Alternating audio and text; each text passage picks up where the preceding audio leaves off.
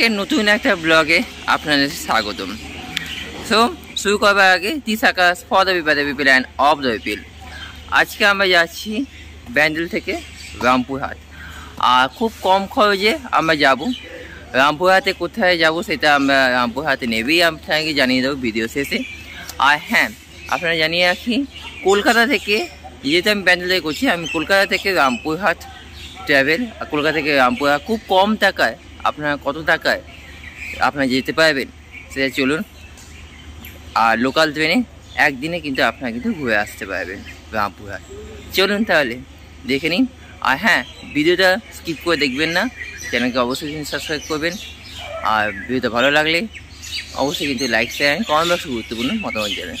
সমস্ত খুঁজেও ডেসক্রিপশন বক্সে আপনারা ট্রেনের টাইম টেবিল, লোকাল ট্রেনের টাইম টেবিল এবং এক্সপ্রেস ট্রেনের টাইম টেবিল আপনারা কিন্তু দিয়ে দিলাম। আর হ্যাঁ, বলে রাখি, হাওড়া থেকে রামপুরহাট যদি আপনারা যান, কিন্তু আপনারা কিন্তু রিটার্ন টিকিট পাবেন না। এক্সপ্রেস টিকিট হলে আলাদা ব্যাপার, কিন্তু লোকাল টিকিটে কিন্তু আপনারা রিটার্ন টিকিট পাবেন না, সেটা আপনাদেরকে জানিয়ে দেবো। চলুন তাহলে, কথা ট্রেন ধরছি আমরা ব্যান্ডেল থেকে। চলুন, আমরা এই মুহূর্তে রয়েছি ব্যান্ডেল স্টেশনে। আর ব্যান্ডেল স্টেশনে আপনারা দেখতে পাচ্ছেন পুলি কিন্তু ফাঁকা এই মুহূর্তে। আজকে রবি সানডের দিন, প্লাস আজকে এমনি অনেক ভোর রাতে আমরা রয়েছি। এখন বাজে ঘড়িতে 4টে বেজে 4 মিনিট, আর 4টে বেজে 20 মিনিটের second train Bandel to Bardhaman আমরা যাচ্ছি সেকেন্ড ট্রেনে। তো চলুন তাহলে বর্ধমানে গিয়ে আপনাদের সঙ্গে দেখা হচ্ছে। নির্ধারিত সময় 4টে বেজে 20 মিনিটে কিন্তু আমাদের ট্রেন ছাড়লো ব্যান্ডেল থেকে বর্ধমানের উদ্দেশ্যে। আর মোট 1.5 ঘন্টা লাগবে ব্যান্ডেল থেকে বর্ধমান। তো আপনার সঙ্গে দেখা হচ্ছে সকালবেলা 7টা নাগাদ, অলরেডি হয়ে গেছে।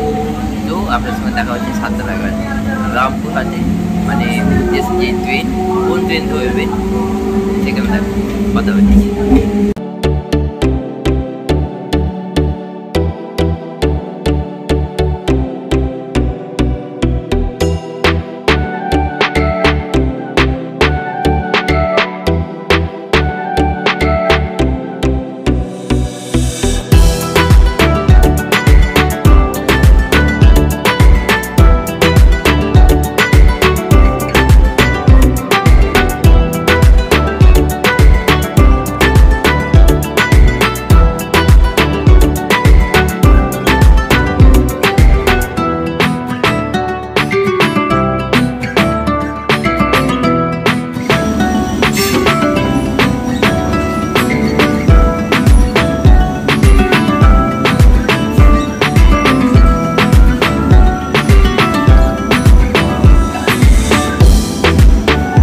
আমি এই মুহূর্তে এসে গেছি বর্ধমান জংশনে।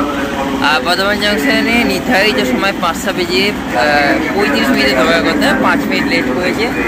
আর আমার পেছনে দেখতে পাচ্ছেন সুবিশাল ব্রিজ। এই ব্রিজ কিন্তু বর্ধমানের ব্রিজ, সবথেকে নতুন ব্রিজ, যেটা কেবল ব্রিজ যাকে বলি। আর এই মুহূর্তে আমি রয়েছি বর্ধমান জংশনে। আর বর্ধমান জংশনে ওভারব্রিজে রয়েছি। এখান থেকে বর্ধমান থেকে কিন্তু আপনারা কিন্তু ট্রেন চেঞ্জ করতে হবে রামপুরহাটের জন্য। রামপুরহাটের জন্য বেশ কয়েকটা মেমু ট্রেন আছে। মেমু ট্রেন আপনাদেরকে ডেসক্রিপশন বক্সে আগেই বলে দিলাম, ডেসক্রিপশন বক্সে দিয়ে দিয়েছি। আর 7টার সময় একটা ট্রেন আছে ত্রিপাহাড়ি এক্সপ্রেস 6306। তো ততক্ষণ আমরা একটুখানি ঘুরে নিই বা সেলফি তুলে নিই, যেগুলো আপনারা কিন্তু ইনস্টাগ্রামে আপনারা দেখতে পেয়ে যাবেন। একটা ইনফরমেশন আপনারা বলে রাখি যে 63063 ত্রিপাঠী এক্সপ্রেস আজকের জন্য, মানে 7টার বদলে আপনারা কিন্তু 6টা 20তে, মানে রবিবার দিন সানডের দিন শুধু এই ট্রেনটা কিন্তু মানে টাইম চেঞ্জ থাকে। 6টা বেজে 20 মিনিটে কিন্তু এখান থেকে বর্ধমান জংশন থেকে রামপুরহাটের উদ্দেশ্যে যাবে। কোচে আপনারা কিন্তু একটা সুবিধা পাবেন, এই কোচে আপনারা কিন্তু হেল্পলাইন নম্বর আপনারা পেয়ে যাবেন। আর হেল্পলাইন নম্বর হচ্ছে 139 হেল্পলাইন। কোনো কিছু অসুবিধা বা সহায়তা কেন্দ্রে, মানে আপনারা কিন্তু হেল্পলাইন নাম্বারে ফোন করতে পারেন। আর হ্যাঁ, এখানে কিন্তু এই কোচে কিন্তু বাথরুম, মানে এই মেমু স্টেশনে বাথরুমের ব্যবস্থা রয়েছে। প্লাস চার্জিংও ব্যবস্থা রয়েছে। এটা হচ্ছে সব থেকে কিন্তু ভালো একটা বলতে গেলে তো চলুন তাহলে রামপুরহাটের দিকে আর কত সময় পৌঁছবে সেটাও আপনাকে জানিয়ে দেবো এই ভিডিওর মাধ্যমে। কারণ কি যেহেতু 7টা বেজে 20 মিনিটে ছাড়বে, তো সেই কারণে একটুখানি সিডিউলটা চেঞ্জ আছে।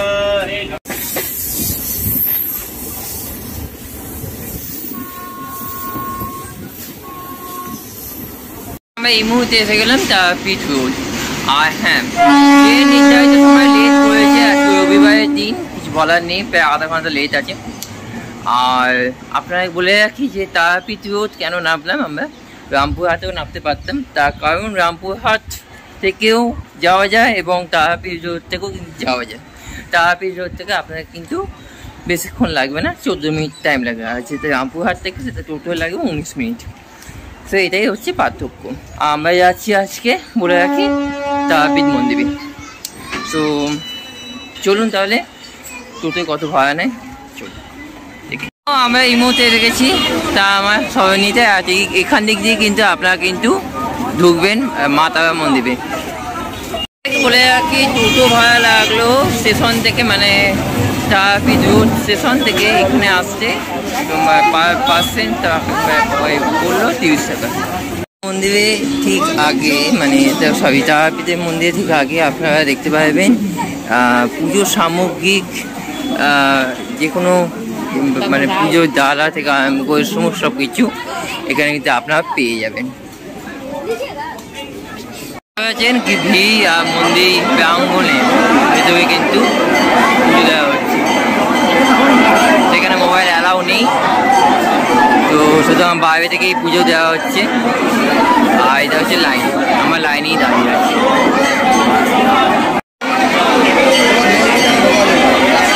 সেটা দিয়ে কিন্তু এখানে কিন্তু লোক ছাড়া হচ্ছে। এখানে দেখতে পাচ্ছেন পুজোর ডালা নিয়ে ভিআইপি যারা আছে তাদের জন্য এই সিস্টেম।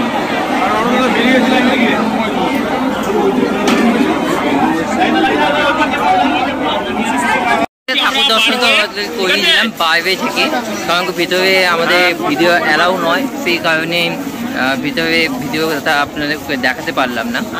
আর হ্যাঁ, আপনাদের বলে রাখি এখানে কিন্তু ভোগ কিন্তু সম্পূর্ণ কিন্তু ফ্রি হয়েছে, ফ্রিতে ভোগ। আর হ্যাঁ, আর একটা আপনাকে জানিয়ে রাখি যে সকাল 6টা থেকে আপনাদের 12টা অবধি এই মন্দির প্রাঙ্গণ খোলা থাকবে, আর 12টার পর থেকে কিন্তু বন্ধ। বেলা 2টো থেকে আবার রাত্রিবেলায় আপনারা কিন্তু 8টা অবধি মন্দির কিন্তু খোলা পাবেন। এটাই হচ্ছে টাইম টেবিল। আর হ্যাঁ, এখানে কোনো কিছু পান্ডা বা যারা তান্ত্রিকের আছে তাদের পাল্লায় কিন্তু আপনারা করবেন না, নিজের মতন যাবেন, যে কোনো দোকানে আপনারা কিন্তু ভিজিট করবেন, সেখান থেকেই কিন্তু আপনারা নিজের মতন আপনারা কিন্তু কিনতে পারবেন। কোনো পান্ডার হাতে আপনারা কিন্তু পান্ডা বা তান্ত্রিকের হাতে যেন আপনারা না পারেন, এটাই কিন্তু আম পাবলিকরা ভুল করে। আর যেখানে টোটো আমাকে দাঁড়া করেছিল সেখান থেকেও কিন্তু কিছু চিরকুট দেয়, সেই চিরকুটে কিন্তু আপনারা কিন্তু নেবেন, তার কারণ ওখানেও কিন্তু অনেক 2 নম্বরই কারবারি হয়। সো আজকে এই পর্যন্ত, থ্যাংক ইউ সো মাচ সবাই শুনবেন। আর হ্যাঁ, যে তারাপীঠে এই মায়ের মন্দির কেমন লাগলো আপনাকে ভিডিওটা ডিটেলস ইনফরমেশন দিয়ে দিলাম। আর খুব কম টাকায় আপনারা কিন্তু কলকাতা থেকে আপনারা কিন্তু তারাপীঠ ইজিলি আপনারা কিন্তু আসতে পারেন। থ্যাংক ইউ সো মাচ সবাই যাওয়ার আগে দিস আকাশ পদ পিল অফ দ্য পিল। আর ঠিকানা শেষ করলাম, পরবর্তী ভিডিওর জন্য আপনাকে অপেক্ষা করে। Thank you.